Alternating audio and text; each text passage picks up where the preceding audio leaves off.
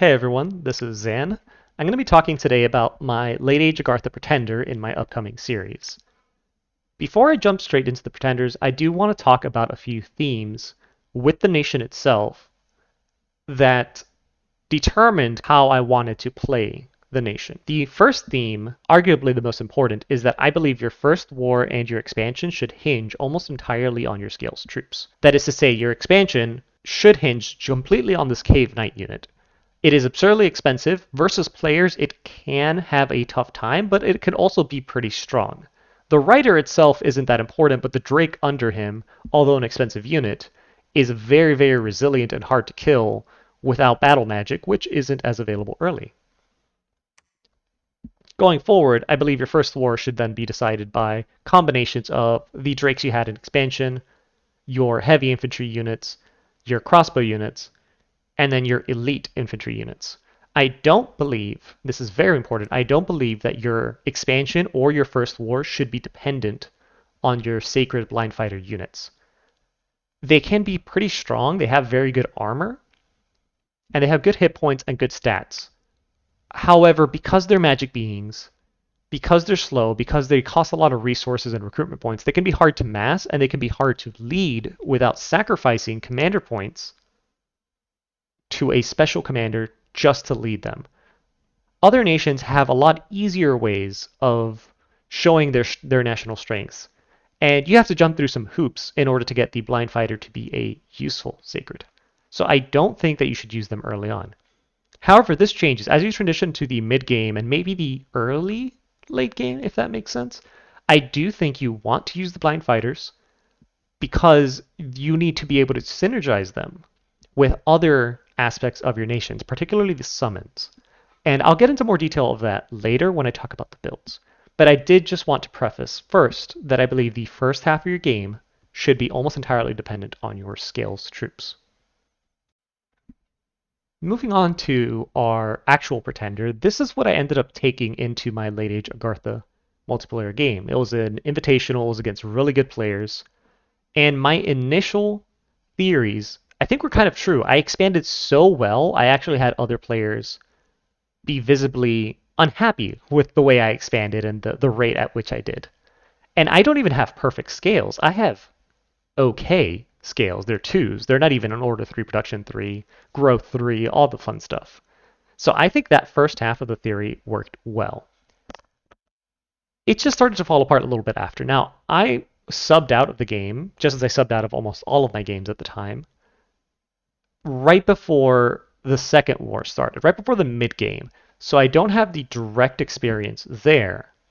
But just approaching it and talking to the player who did sub in for me, I kind of confirmed some suspicions that this build, although good, quote unquote, wasn't perfect. Now, I'm missing a very important synergy. I'm missing a very important scale.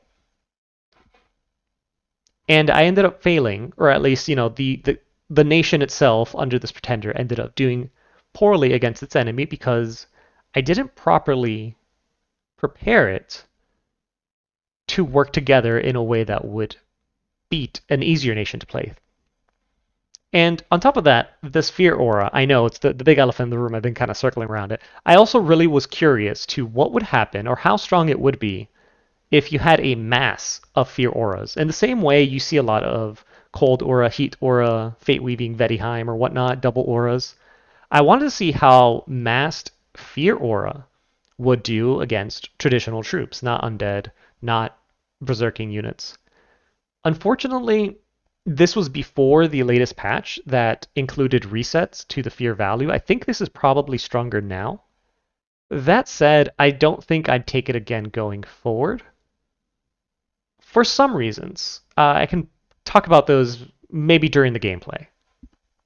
But ultimately, this is the build that I took, and although it looks insane, it performed very, very well early on. Now, the two builds that I've got for the future are actually cool in that the pretender choice itself is a little interchangeable. You're still kind of limited. It's not the whole screen, but it is a little interchangeable. So the first build I would take going forward, this is the more wacky builds that I try to be known for more in the Dominions community. So this one focuses more on fortifying those initial, get the pun, fortifying those initial strengths of Agartha that I learned in the previous game, which is those early scales really let you expand extremely well and raise a very powerful army.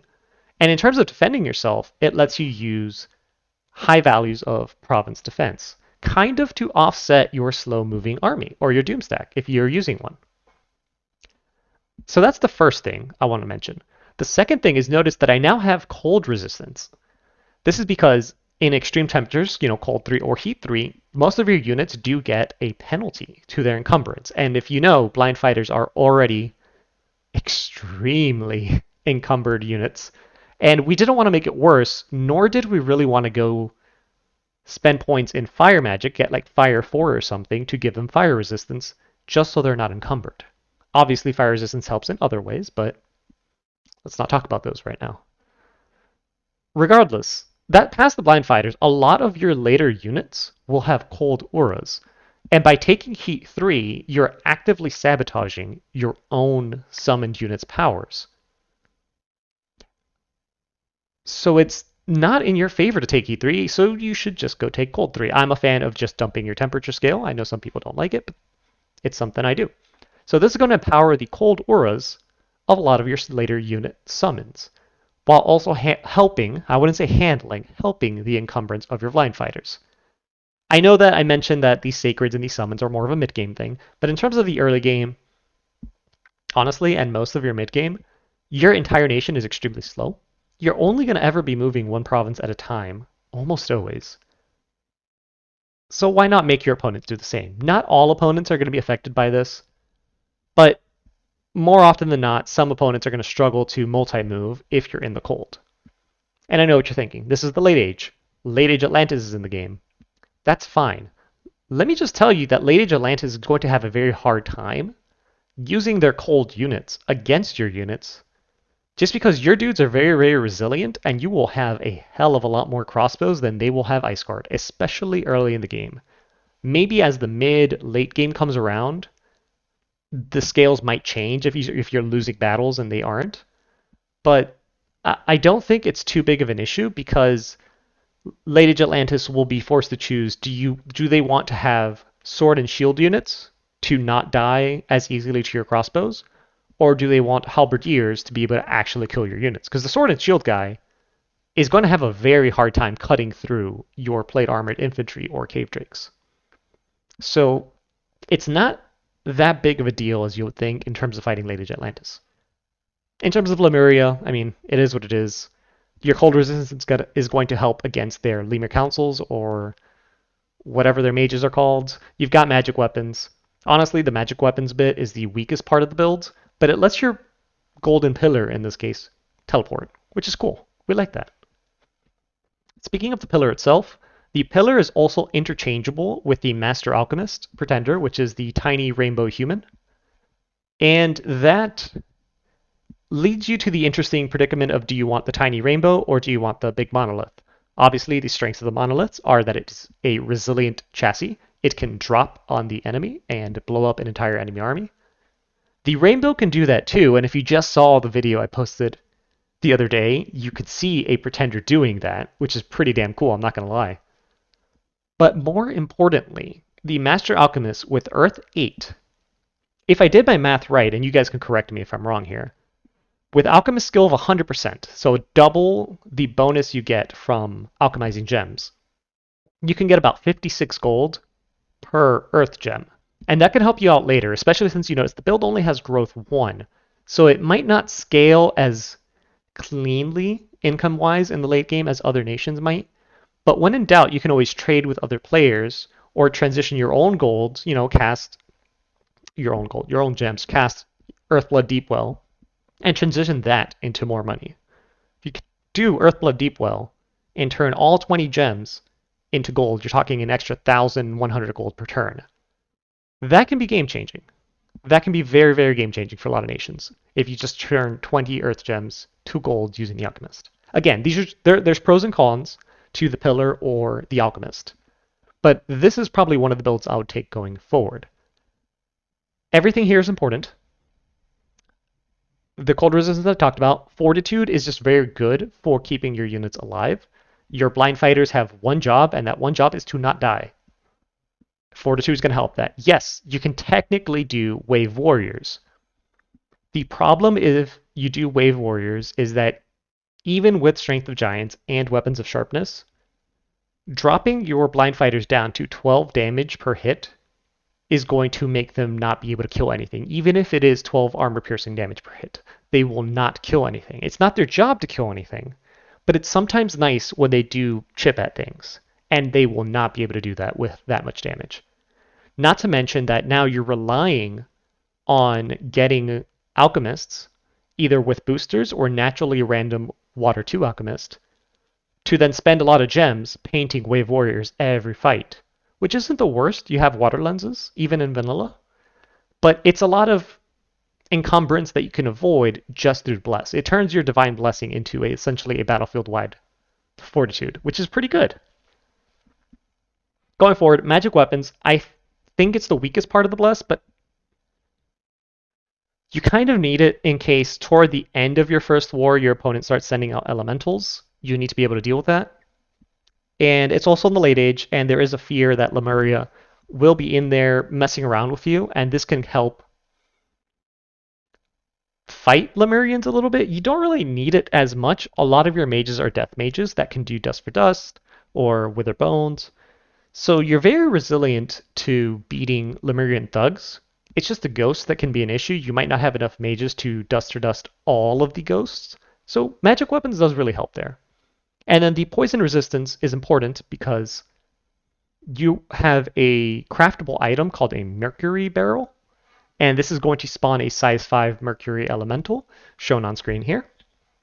And what that thing is going to do is it's going to kill a bunch of shit because its attacks are armor piercing. It's like a fancy water elemental, and you can buff it. Mages definitely like putting Iron Warriors on it because it has a lot of hit points.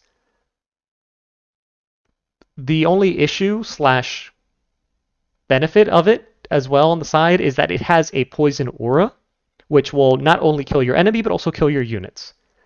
So that's why it's very important to have a lot of poison resistance. I don't think 10 poison resistance is completely safe from standing next to one forever, but 15 definitely is. There's also some units later that we might use where you might want all that extra poison resistance. If not, it's okay. You can totally change that 1 point in minor poison resistance to another point of resilience, which your blind fighters will appreciate, or low light vision because your mages don't have 100% dark vision, they only have 50%. And that's one thing you want to keep in mind if you're using them to do Maws of the Earth, Gifts from the Heavens, Petrify, whatever crazy shit you can think of. Now, the other build follows a lot of the same ideas as the previous one, but this one I think is a lot more traditional. And like this is something I can see a more meta player using because now pretty much you just have all the resistances, right? You just have a lot of cold resistance, you have fire and shock resistance, you have minor major poison resistance. You're resistant against everything. You don't have magic resistance, but whatever. I think blind fighters are good there. But now you also have Fate Weaving, and Fate Weaving is really cool. It kind of underlines the fact that, again, your blind fighters are not there to actually kill shit, but now they're going to debuff things. And a lot of your summons and other units rely on auras. So it's going to make those auras a lot stronger, as well as disable luck on the enemy if you get into the later game, and give themselves just general stats that's going to help them hit harder and hit more often. And all of that is pretty good for Fate Weaving. Moving a little forward from the unit itself, having an Astral 7 Earth 5, like this guy now, this is now the Master Alchemist I was talking about earlier, this guy can take on armies, and if he can't, he can do some really impressive shenanigans. He can magic phase to your army and cast Vortex of Returning to get it out of a precarious situation. He can magic phase behind your army and do a vortex, a Master Enslave, a Solar Brilliance, blind everybody. Your blind fighters don't care if they're blind. They don't have... they're blind. They don't need their eyes. So This, I think, is like a more traditional build if you don't want to go too deep into Fortitude. Obviously, you lose out on the ability to alchemize as well as the Fortitude build, but I think this is also a pretty powerful one in comparison to the last one. You trade that one misfortune for an extra point of growth, which is cool. This build too, just in case, you can also use the Oracle immobile or the Monolith immobile, in which case I would recommend just use the Monolith because it is a lot more durable and resilient than the Oracle actually is. So that being said, I hope you guys enjoyed the video. These are the three builds that I would likely take, or the two builds I would likely take into a future Agartha game, as well as the one I took into the game that I'll be uploading soon. Hope you liked it, and see you guys next time.